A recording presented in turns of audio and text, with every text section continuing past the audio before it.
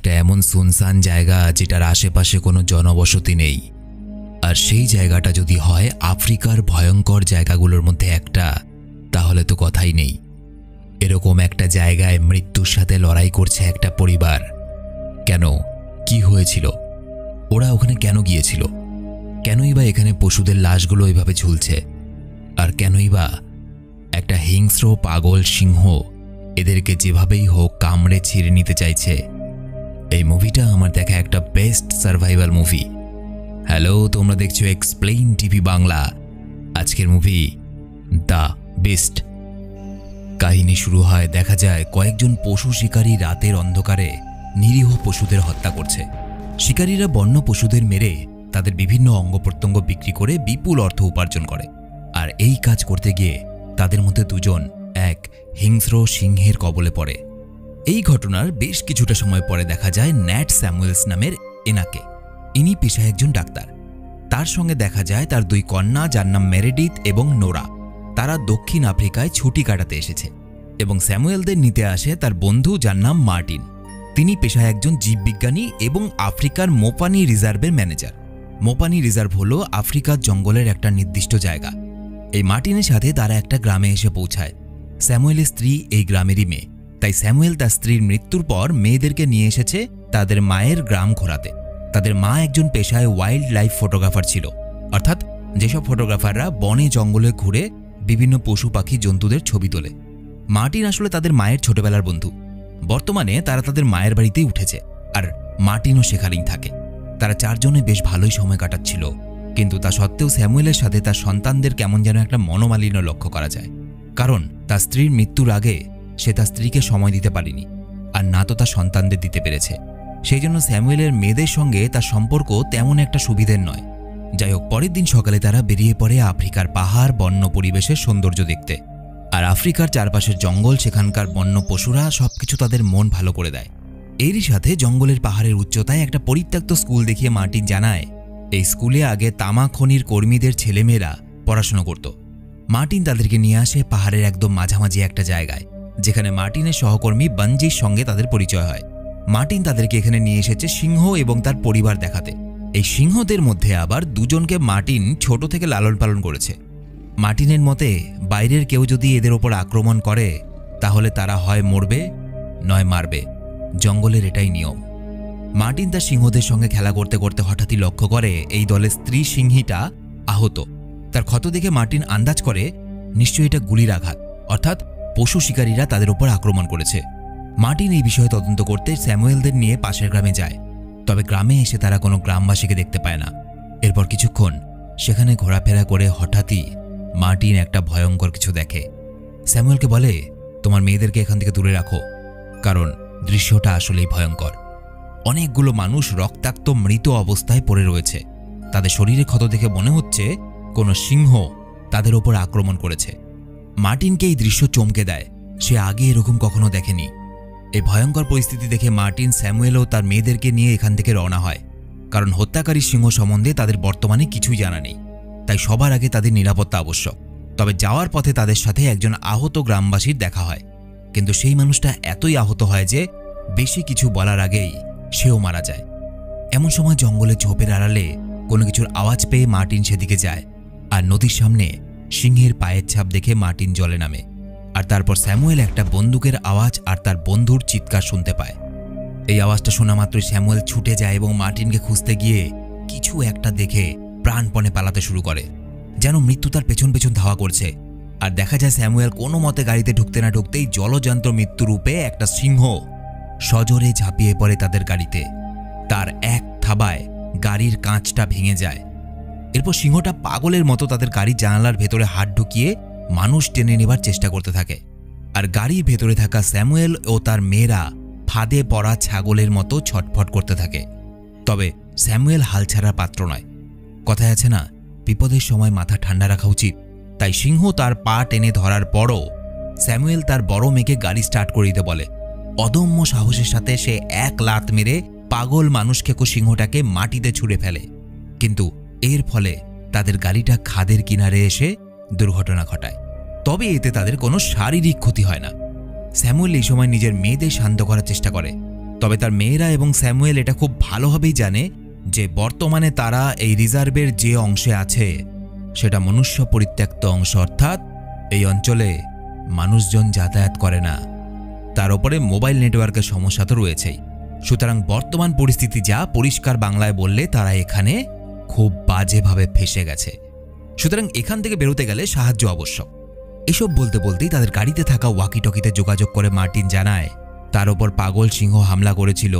ওই সিংহ তার পায়ে খুব খারাপভাবে আঘাত করেছে। তাই মার্টিন তাদের পরামর্শ দেয় গাড়ির ভেতরেই থাকতে এবং যত দ্রুত সম্ভব গাড়িতে থাকার যোগাযোগ মাধ্যমের সাহায্যে এখান থেকে বের করার চেষ্টা করতে। কিন্তু স্যামুয়েল মার্টিনের কথা শুনে বুঝতে পারে তার শারীরিক অবস্থা ভালো নয়, সে যে কোনো মুহূর্তে জ্ঞান হারিয়ে ফেলতে পারে। আর যেহেতু তার পায়ের রক্ত বন্ধ হচ্ছে না, তাই স্যামুয়েল তাকে চাকু গরম করে তার ক্ষত জায়গায় লাগিয়ে রক্ত বন্ধ করতে বলে। এদিকে গরম চাকু লাগানোর সময় খুব কাছে থেকে মার্টিনের চিৎকার স্যামুয়েলের কান অবধি পৌঁছায়। সে বুঝতে পারে তার বন্ধু আশেপাশেই আছে। তখন স্যামুয়েল তাকে উদ্ধার করতে আসতে চায়, কিন্তু মার্টিন জানায় এখন এসো না, কারণ মানুষ খেকো পাগল সিংহটা আমার সামনেই দাঁড়িয়ে রয়েছে। তাই এখানে আসা মানে নিজের মৃত্যুকে ডেকে আনা। কিন্তু স্যামুয়েল কিন্তু কোনোভাবেই তার বন্ধুকে এই বিপদের মধ্যে ছেড়ে দিতে রাজি নয়। তাই সে তার মেয়েদের সঙ্গে বুদ্ধি করে পশুকে বেহোশ করার বন্দুক খুঁজে বের করে, যেটা তারা নিয়ে এসেছিল। তবে স্যামুয়েল সেটাকে সেট করতে না জানলেও মেরিডিথ এটাকে খুব সহজেই সেট করে দেয়, কারণ সে বানজিকে এটা রেডি করতে দেখেছিল যখন মার্টিন সিংহদের কাছাকাছি যাচ্ছিল। এদিকে এমন সময় মার্টিন জানায় যে তার সামনে থেকে বর্তমানে সে সিংহটা কোথাও একটা চলে গেছে। এরপর স্যামুয়েল বন্দুক নিয়ে গাড়ির উপরে উঠে চারপাশটা দেখতে শুরু করে, কিন্তু মার্টিন বর্তমানে কোথায় আছে এটা জানার পর মেরিডিথ গাড়ির বাইরে বেরিয়ে সেদিকেই যেতে শুরু করে। আর ঠিক সেই সময় দেখা যায় ওই হিংস্র সিংহটা তাদের গাড়ির পেছনের পাহাড়ের চূড়ায় দাঁড়িয়ে। এটা দেখা মাত্রই স্যামুয়েল তাকে সেই বেহুশ করার বন্দুকটা নিয়ে শ্যুট করার আগেই সিংহটা তার উপর ঝাঁপিয়ে পড়ে। স্যামুয়েল ভাগ্যক্রমে তার হাত থেকে রক্ষা পেয়ে গাড়ির নিচে ঢুকে পড়ে। তবে তা সত্ত্বেও ওই হিংস্র সিংহ তাকে ধরার জন্য আপ্রাণ চেষ্টা করতে থাকে। তার বিশালকার শরীর গাড়ির নিচে না ঢুকলেও হাল কিন্তু সে ছাড়ে না। তাই স্যামুয়েলও তার নাকে মুখে লাত মারতে থাকে কোনোভাবে প্রাণ বাঁচানোর জন্য, এবং তার কাছে থাকা বন্দুকটা নিয়ে সেই সিংহটার সঙ্গে লড়াই করে যায়। আর এই সুযোগে নোরা সিংহের গায়ে আঘাত করে। এর ফলে সিংহটা অনেকটা দূরে চলে যায়। তবে ততক্ষণে মেরিডিথ মার্টিন অবধি পৌঁছে যায় আর তাকে গাড়িতে ফিরিয়ে নিয়ে আসে। এরপর স্যামুয়েলের চিকিৎসা শুরু করে, কিন্তু সিংহের আক্রমণে তার পা পুরো চিরে গেছে। তাই স্যামুয়েলকে গাড়িতেই তার পা সেলাই করতে হয়। এদিকে সিংহকে তাড়িয়ে তারা বেশিক্ষণ শান্তিতে থাকতে পারে না, অর্থাৎ সিংহ তাদের কাছে আবার ফিরে আসে। আর দেখতে দেখতেই রাত হয়ে যায়, কিন্তু গাড়িতে থাকা যোগাযোগ মাধ্যমের সাহায্যেও তারা কোনো সাড়া পায় না। তখন স্যামুয়েল তার মেয়েদের বলে, এখন থেকে গাড়িতে যা প্রয়োজনীয় জিনিস এবং খাদ্য রয়েছে সেটা দিয়েই আমাদেরকে দীর্ঘ সময় এখানে কাটাতে হবে। এর সাথেই মার্টিন সিংহের এমন ব্যবহার দেখে জানায় যে সিংহ হামলা করছে, কিন্তু সে কিন্তু কোনো মানুষকে খাচ্ছে না। লক্ষ্য করছে ব্যাপারটা? সাধারণত সিংহরা কাউকে মারে বা শিকার করে খাদ্য সংগ্রহের জন্য, কিন্তু সিংহ যখন না খেয়ে শুধু হত্যা করে যায় তখন বুঝতে হবে সে সিংহটা শিকার করতে আসেনি, বদলা নিতে এসেছে।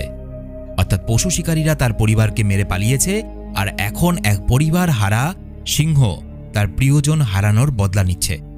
এর কিছু সময় পর গভীর রাতে ঘুম থেকে উঠে স্যামুয়েল তার দুই মেয়েকে গাড়িতে না দেখে আতঙ্কিত হয়ে গাড়ির হেডলাইটটা জ্বালাতেই দেখে তার দুই মেয়েকে সিংহ আক্রমণ করেছে। তবে এটা কোনো সত্যি না। কিছুক্ষণ পর স্যামুয়েল বুঝতে পারে সে শুধুমাত্র কল্পনা বা হ্যালুসিনেট করছিল।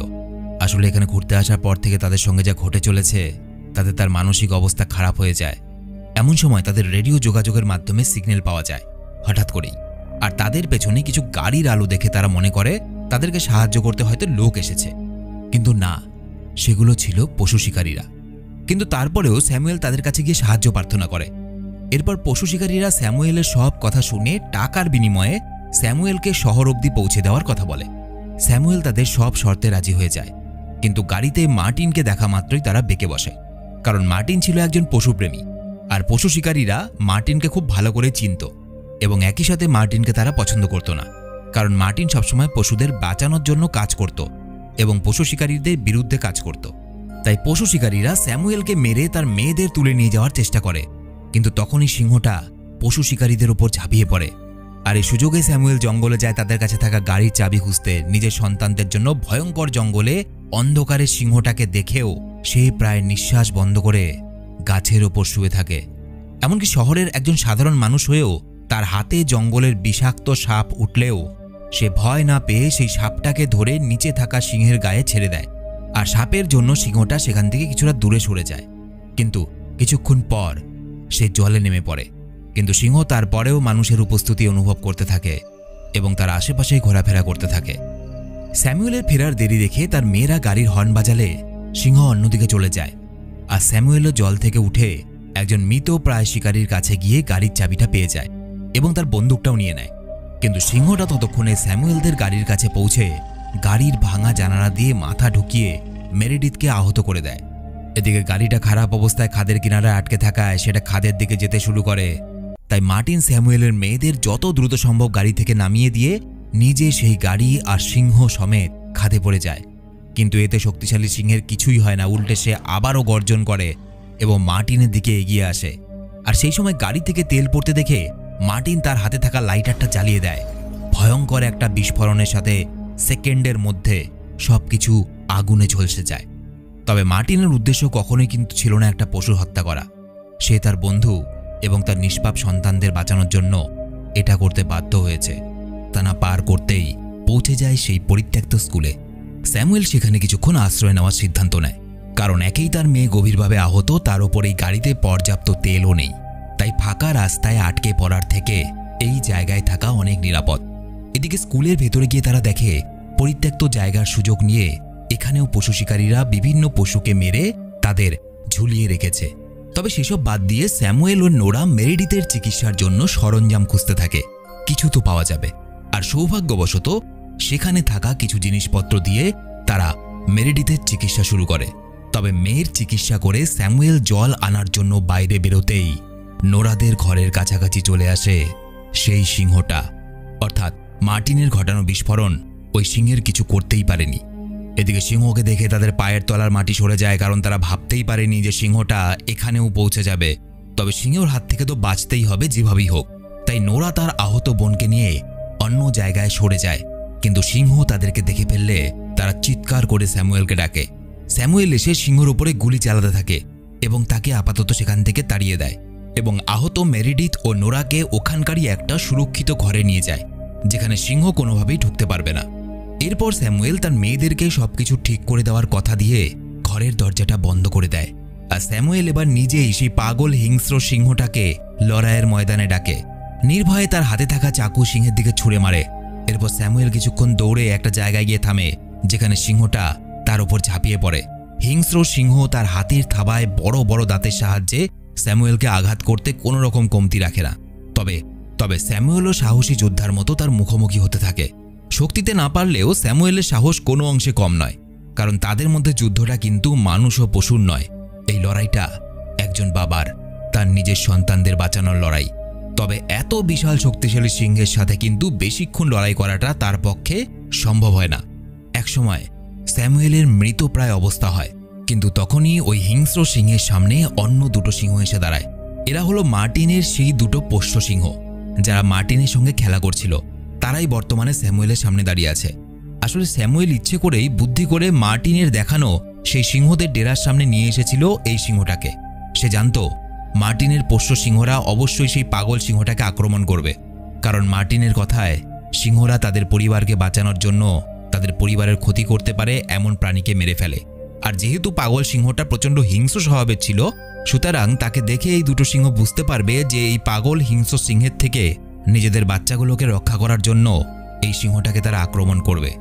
আর দেখা যায় স্যামুয়েল একদম ঠিক ভেবেছিল, তার এই বুদ্ধি কাজে লেগে যায়, কারণ ওই দুটো সিংহ ওই পাগল হিংস্র সিংহটার সঙ্গে লড়াই শুরু করে আর স্যামুয়েল সেখান থেকে সরে আসে। এর পরের দৃশ্যে দেখানো হয় স্যামুয়েল হসপিটালের বেডে। সিংহর সাথে লড়াইয়ে সে গভীরভাবে আহত হয়েছে, কিন্তু বর্তমানে তার দুই মেয়ে এবং সে নিজে সকলেই নিরাপদ। মার্টিনের সহকর্মী বাঞ্জি সাহায্য নিয়ে এসে তাদের বাঁচিয়েছে এবং এর সাথে আরও জানা যায় যে ওই দুটো সিংহের সাথে লড়াইয়ে ওই পাগল হিংস্র সিংহটা মারা গেছে। তবে এই লড়াইটা প্রথম থেকে কোনো সাধারণ লড়াই ছিল না। লড়াইটা ছিল একজন পিতার তার সন্তানদের রক্ষা করার লড়াই, এবং সন্তানদের রক্ষা করার জন্য মৃত্যু অনিবার্য জেনেও হিংস্র সিংহের কাছে একটা ছোট চাকু নিয়ে স্যামুয়েল লড়াইয়ের ময়দানে নেমেছিল। তবে সবথেকে দুঃখের বিষয় এই যে আমরা মানুষের সিম্প্যাথি বা মানুষের সমবেদনা বুঝলেও পশুদের সমবেদনাটা আমরা কমই বুঝি। ওই হিংস্র সিংহটা কেন হিংস্র হয়েছে? কারণ কিছু অর্থলোভী পশু শিকারী তার পরিবারকে নৃশংসভাবে হত্যা করেছে টাকার জন্য। এবং পরিবারের রক্ষা করার জন্য মানুষ তো মানুষ, পশু পর্যন্ত পাগল হয়ে যায়। এবং প্রথম দিকে একটা জিনিস লক্ষ্য করলে বোঝা যাবে, এই মুভিতে কিন্তু যে যার পরিবারের জন্যই লড়াই করছে। স্যামুয়েল তার 2 মেয়ের জন্য লড়াই করছে, ওই পাগল সিংহটা সেও যেহেতু তার পরিবারকে হারিয়েছে সেই শোকে সে লড়াই করছে, এবং মার্টিনের পোষা ওই 2টো সিংহ তারাও কিন্তু তাদের বাচ্চাদের লড়াই করার জন্যই ওই হিংস্র সিংহটার সঙ্গে লড়াই করেছে। তো এই ছিল আজকের কাহিনী। ভিডিও কেমন লাগলো কমেন্টে অবশ্যই লিখবে, আর ভিডিওটা ভালো লেগে থাকলে শুধুমাত্র একটা লাইক করে দিও। তোমরা আমার সাথে সরাসরি কথা বলতে পারো, ফেসবুক ইনস্টাগ্রামের লিঙ্ক ভিডিওর নিচের ডেসক্রিপশনে দেওয়া আছে। দেখা হচ্ছে পরের ভিডিওতে, সবাই খুব ভালো থেকো।